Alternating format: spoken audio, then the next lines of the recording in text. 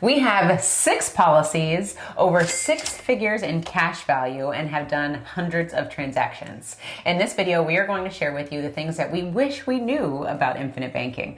My name is Carmen. And I'm Darius. And if you want to learn how to ride a bike, you have to actually get on the bike. If you want to learn how to swim, you have to actually get in the water. Yeah. And if you want to learn how to do infinite banking, yes, you can watch our videos, but what you're getting is the theory. In order to really understand infinite banking, you have to apply it. And that's one thing, the very first thing that I knew, that I wish I knew going into this whole infinite banking thing for ourselves personally. Where when we bought a policy, we were like, okay, we're only gonna earn a couple percent in interest. I can do a lot better in real estate. True. And we neglected to use our policy initially and just continued doing what we were doing in real estate. So we were paying our private money lenders their money when we could have been using our own system immediately. So that's the very first thing that I wish I knew earlier. Okay. Yeah, I think that makes sense. One thing that I would say to that point is use the system. Use the system. So exactly to that is when we first started our policies, and even still to this day, we're not always using 100% of the cash value every single time. That's one thing that I know that we're going to change coming up. But it's just about making sure that you're using the system that you have in place that you've created for yourself. Because I think the other thing that happened when we got started is we got the policy and then we were kind of like, what do we do now? And then the policy just sat for a little while. Yeah. And we didn't do anything with it. When what we know now is every single day we have the opportunity to recover all of the funds that are leaving our household.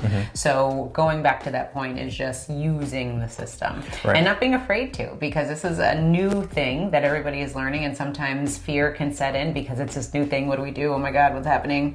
Do I borrow the cash? Do I pay myself back? What do I do? And get stuck in that analysis paralysis. I would say that is huge, actually using it, because when we saw ourselves, when we started using our insurance policies to pay off our debt, initially we used it to pay off credit card debt from our business and our personal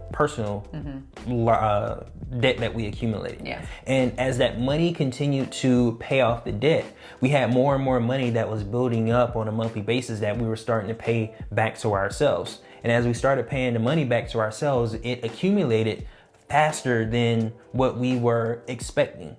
So now we have a large amount of money that we can do more things with. Totally. And that was a little scary initially, having so much money that was our money where we can do different things with.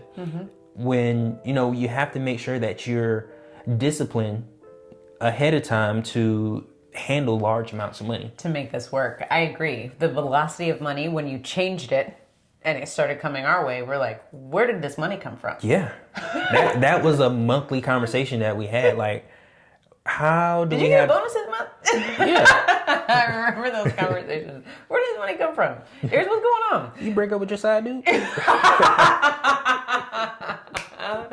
No, so it was just so funny to the conversations that we had of realizing, that's the key, of realizing the money that was leaving us. Because when you don't see it, you don't know. And in this case, ignorance is not bliss, because you could be paying a lot of money in interest and not even recognize it. Yeah. All you're doing is focusing on the minimum payments of, I can afford that, you know, and then that's all it is. And even going from our spreadsheet to even taking our budgeting more seriously, our wealth plan system more seriously, because we had to account for every single dollar, and the more we understood where every single dollar went, the more we can make a informed decision about how we move forward and how we continue this momentum that we have. And with that, I think that the thing that I wish we knew, which we were already doing, but it's important for people who are getting on this Wealth Nation Infinite Banking train to understand, is you have to have discipline. Yes, discipline is key. Discipline is a decision. I'm going to say it time and time again. Discipline is a decision. Everything that you do in life is a decision. And sometimes you don't recognize how dependent you are on the decisions that you make every single day, and not realizing that every single decision that you make is determining your trajectory in life. We just go through the motions. We wake up, we go to work, we do our thing, blah, blah, blah. Everything that you just did, that was a decision. You made the decision to wake up and get dressed. You made the decision to drive to work. You made the decision to stay there and hate it. That was our life. I'm talking through that. That was our corporate life that we were so desperate to get out of because we knew that we wanted to do more for ourselves. Right. And then we made the decision, hey, this money isn't working the way it should. It should be working most effectively. Then we made the decision to sit down and start having hard conversations. Mm-hmm. We fought for several months, went through the process because it was a learning curve for us to come together and talk about money. But every month it got easier, and finally now it's a ton of fun, and we enjoy it. And what I would say for the next situation as far as discipline is, because we were disciplined with our finances, it made the transition into infinite banking smoother. Yeah. Well, I can't tell you how many people get into infinite banking without the discipline, and then they wreck the whole system because they didn't pay themselves first, they didn't even pay themselves back, and now they're trying to figure out how they're going to pay the policy loans back because they took the funds and they didn't have a purpose for it. Yeah, or you have a partner that hadn't bought into the system. The importance of the system is so everybody can use it. But if you're one person and then you have another half of you that's doing something else, it's really hard to make it work. Yeah, I agree. Now, for those of you who are watching, if you are interested in starting infinite banking and getting a policy for yourself, then definitely click on the link below. We are licensed agents. We have a team behind us that will love to serve you and make sure that you are on the right track to get started for your banking systems. Yeah. And also comment below if you have a banking system, what are some of the things that you wish you knew? Another thing I wish I understood was the fact that I didn't need to focus on the policy itself, but focus on what I'm doing with the policy. Yeah. And you can even see in our earlier videos where we really focus on whole life insurance. Yes. But after doing this for 5-6 years now, the important thing is to understand what you're doing with the policy, because the policy itself, you're going to earn a guaranteed interest rate. Yeah. That's a small interest rate. And that's fine. It's guaranteed to continue doing what it's doing. But on the other hand, what we're able to do is we're able to earn 12, 15, 25% interest from using the funds. And that's exactly what infinite banking is, how you use those funds. The insurance policy is just a tool or a vehicle to allow you to do that. So if I was to break it down, the insurance policy is a tool where we put our savings. And whenever we want to finance something in our personal lives, which we do every single day, whenever we want to finance something, we go to our own pool of funds where we borrow money from the insurance company. Now, the important thing for us to do is, just like when we go to a bank, we need to pay that money back plus interest. Yes. And the more we pay that money back with interest, the more our pool of funds continue to grow. Totally. So fast forward now, 5 years into this, or 5 premiums paid, we don't pay our premiums out of pocket. The interest that we've recaptured pays our premium for us. Yes. Yeah. That's something I wish I knew better, but it's all about embracing the journey. How about that? To recognize how you can shift this thing, how this can work. So I'm glad you said that, because that is a segue into exactly what I was going to say. And very specifically, I want to make sure that you all don't confuse what Darius said. We are paying our premiums, but someone else is paying the premiums. Right. The cash flow that we have coming back is paying the premiums. What Darius did not say is that the cash value from the inside the policy is paying the premiums. We don't ever recommend that you do that unless you're in dire straits of just trying to keep the policy alive. What we are talking about is you have created this banking system and you are generating enough cash flow outside of the policy that is now paying your policy premiums. Right. And that's what we're talking about, is having someone else fund the banking system so that we can keep this thing going day in and day out. Right. So a lot of questions and comments we get is, when can I stop paying the premium? You can stop paying the premium when you create a system that pays it for you.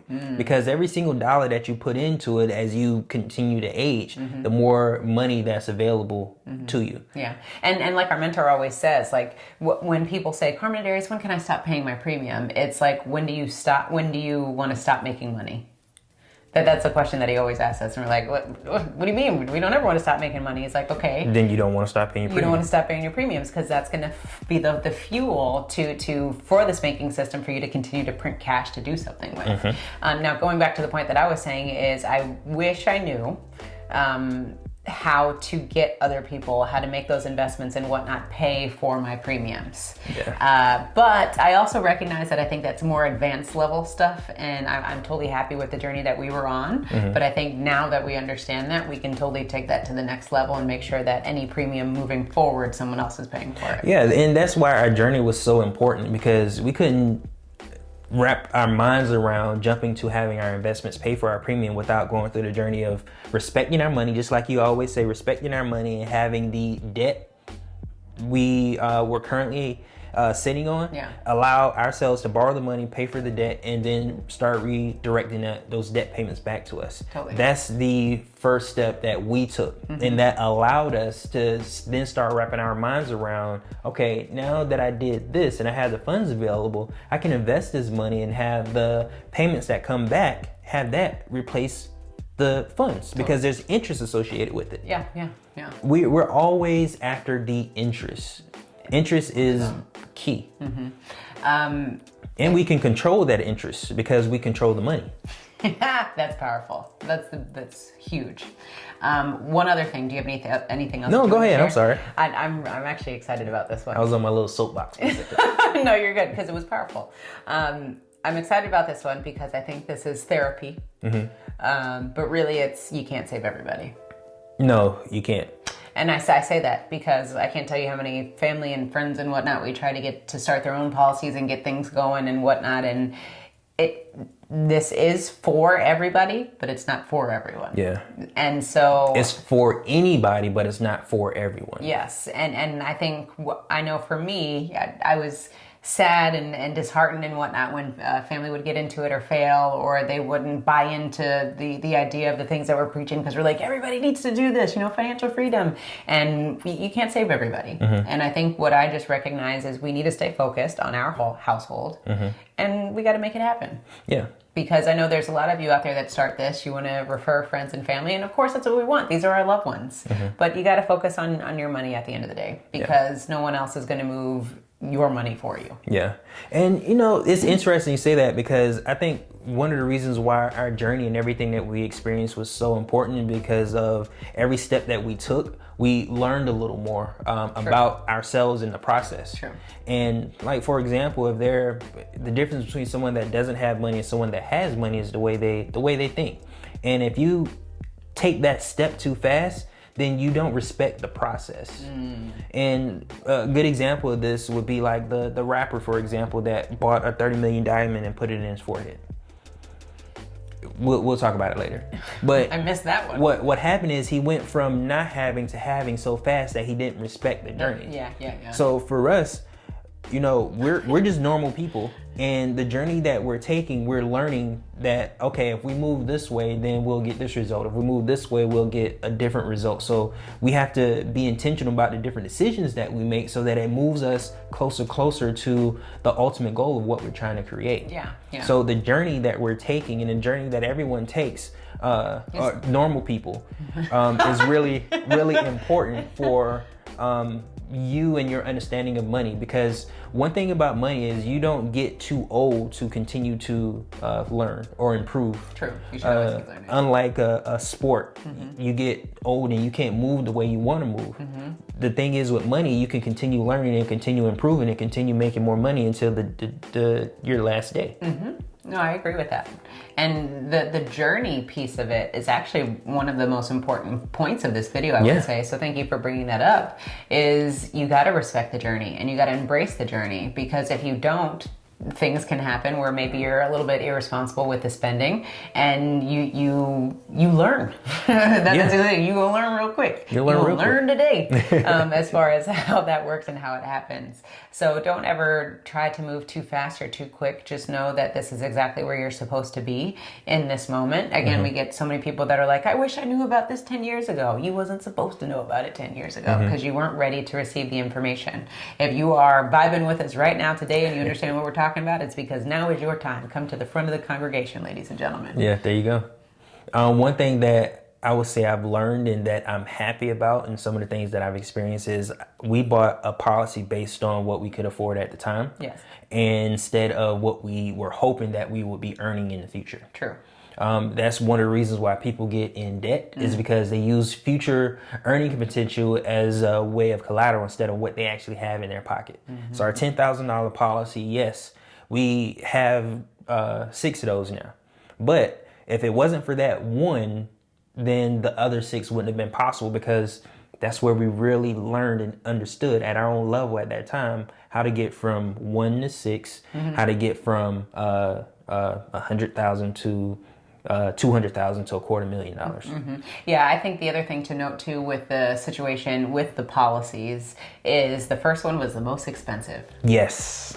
The first one is the most expensive. Because you're not used to paying premiums and Right. because you're not used to the system. So I know it was like the second or third year of that policy, we were still like, oh, how are we going to make this work? How are we going to, or not how are we going to make this work, but we got to pay the premium again. And knowing that we had several others along the way that we need to pay as well. But the first one is always the most expensive because that's the learning opportunity. That's your tuition. Yeah. That's your tuition to infinite banking. Yeah. And another, you got another point? I'm sorry. No. Because I'm just hogging all the, No. you know, one thing that another thing I wish I understood is the fact that the first policy is the most important, and we can use that money that we recapture to buy other policies. Yeah. Because for us it was just income. How are we going to get our income? How are we going to put more of our income into this? And this is what Nelson Nash says. So don't misunderstand what we're saying. Is we just, now that we have this whole banking system, it's like, wow, okay, now we see that light at the end of the tunnel. What Nelson was talking about is every single dollar that you have circulating, you need to make sure it has a place. Yeah. And we didn't understand that going into this and process. it's important to understand the system, and not necessarily your income is what allows you to get more policies or larger policies. It's the system that you have. I agree. All right, ladies and gentlemen, now if you want to learn about infinite banking on a more detailed level, then click on our next video where we teach you all of those steps. And remember to own your own lifestyle. Or someone else will.